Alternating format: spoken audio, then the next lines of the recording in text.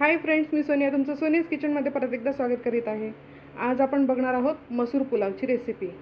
ठीक आहे, तर सर्वप्रथम आपण साहित्य बघून घेऊयात। तर इथे आपण एक मोठा बाउल कोथिंबीर घेतली, बारीक चिरून घ्यायची, जेवढी शक्य तेवढी बारीक चिरायची। इथे गावरान टमाटे घेतलेत, दोन मोठ्या साईजचे, एकदम मोठी साईज होती त्याच्यामुळे दोनच घेतले। इथे स्वादानुसार मीठ, दोन मध्यम साईजचे कांदे असे मोठे लांब काप करून घेतले त्याचे, आलं लसणाची पेस्ट, त्याच्यानंतर इथे खडे मसाले घेतले, इथे स्टार फूल घेतलंय, तेजपान, इथे दालचिनीचे तुकडे घेतलेत, 3 हिरव्या मिरच्या रफली चॉप करून तर आता आपण कृती बघूयात।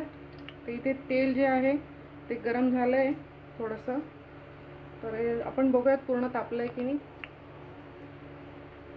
मोहरीचे दाणे हळू तडतडायला लागत आहेत, आपण टाकतोय 1 चमचा मोहरी। तर इथे आता आपली मोहरी जी आहे ती छान तडतडली आहे, तर आपण टाकणार आपले सगळे खडे मसाले जे आपण घेतले होते। तर आपण खडे मसाले थोडे तेलात व्यवस्थित स्टर करून घेणार आहे हलक्या हाताने। तेल चांगलंच तापलं आहे त्याच्यामुळे ते पटकन फ्राय होतात। तर लगेच आपण टाकणार आहे असे मोठे कापून घेतलेले कांदा आणि हिरव्या मिरच्या।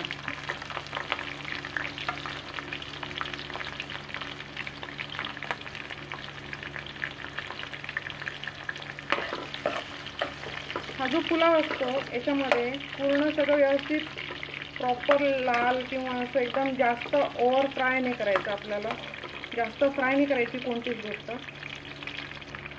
कांदा जो आहे तो आपल्याला थोडासा गोल्डन करून घ्यायचा आहे, तोपर्यंत होऊ द्यायचा व्यवस्थित कांदा। गोल्डन जो फ्राय झालेला कांदा असतो तो कोणत्याही पुलावमध्ये खूप छान लागतो, टेस्टी लागतो। आणि ही जी मसूर डाळची जी रेसिपी आहे ही बेसिकली बंगाल प्रांतामध्ये मसूर डाळचे खूप प्रकार खातात, तर ही तिथलीच रेसिपी आहे। आणि याला मसूर भात सुद्धा म्हणतात, अख्खा मसूर भात। आता मी आपल्या पुलावमध्ये टाकते आलं लसणाची पेस्ट, आणि अजून मी 1 चमचा जवळपास टाकते, म्हणजे कांद्यासोबत व्यवस्थित छान फ्राय होऊन जाईल। कच्चेपणा जो असतो ना आलं लसणाच्या पेस्टमधला तो निघून जाईल। आणि असं थोडंसं जरी टाकली पेस्ट तरी ढवळून घ्यायची, म्हणजे छान मिक्स होते। पुलावमध्ये पेस्टच यूज करायची, कारण की चॉप करून आहे ना त्याचं प्रॉपर फ्लेवर मिक्स होत नाही पुलावमध्ये। आणि तुम्ही बासमतीच तांदूळ घेतला पाहिजे असं काही नाही। जर कधी तुम्हाला साधा मसूर भात वगैरे करायचा असेल, त्याच्यासोबत ही रेसिपी करायची असेल, तर तुम्ही तुमचा रेग्युलर तांदूळसुद्धा यूज करू शकता। फक्त जे तांदूळ भिजवण्याचा जो टाईम पिरियड आहे तो तुम्ही कमी करा। आता मी ॲड करते रफली चॉप केलेले टमाटे ॲड केले, आता व्यवस्थित मिक्स करून घ्यायचे।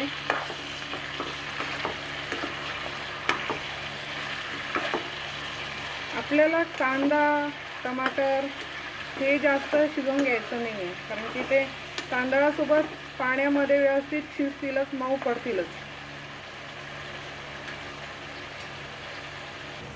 टमाटे अगदीच नरम होऊ द्यायचे नाही आहे, असे थोडे शिजले, थोडेसे मऊ पडले की टाकायचं आहे स्वादानुसार मीठ।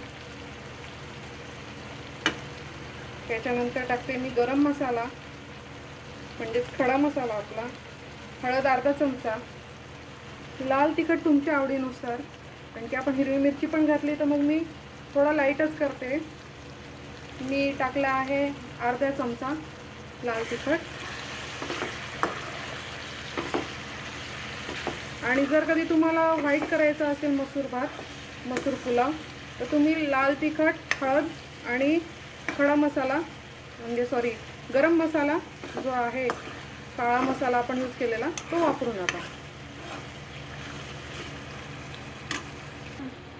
आता आपण टाकतोय थोडीशी कोथिंबीर, म्हणजे फ्राय झाली की खूप छान फ्लेवर येतो कोथिंबीरचा सुद्धा। तुमच्याकडे पुदिन्याची पानं आवडत असतील तर तुम्ही ते सुद्धा ॲड करा।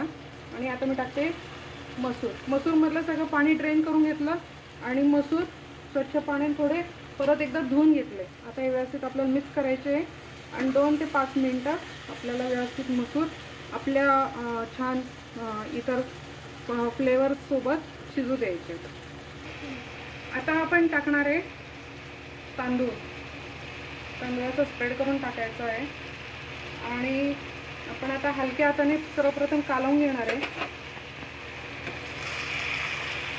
गॅस जरा कमी करते मी आणि हलक्या हाताने करायचं. तांदूळ जो आहे तो तुटायला नको, कारण की आपण पाऊण तास भिजवून घेतलेला असतो, नाजूक झालेला असतो. तो एवढा मिक्स केला तरी चालतंय.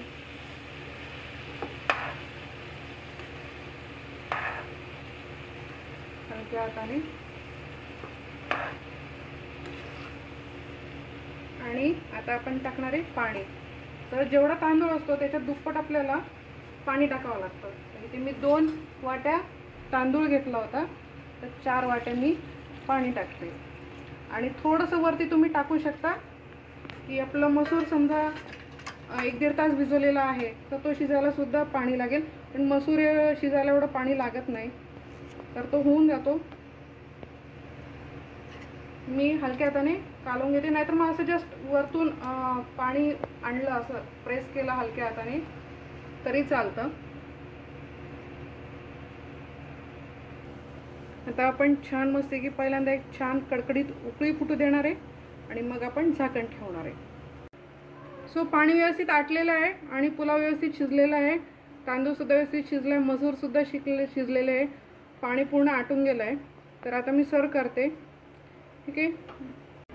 सो फ्रेंड्स, इथे मसूर पुलाव आपला छान मस्त सर्व करून घेतलेला आहे आणि तुम्ही बघू शकता कशी. सो आजची रेसिपी तुम्हाला आवडली असेलच, तर नेहमीप्रमाणे व्हिडिओला लाईक करायचं, व्हिडिओची लिंक शेअर करायची फ्रेंड्स अँड फॅमिलीजमध्ये. आणि चॅनलला जर कधी तुम्ही आतापर्यंत सबस्क्राईब केलेलं नसेल तर चॅनलला सबस्क्राईब करायचं. मस्त खा, स्वस्त राहा. परत भेटू नवीन रेसिपीसोबत. आजची रेसिपी होती मसूर पुलाव.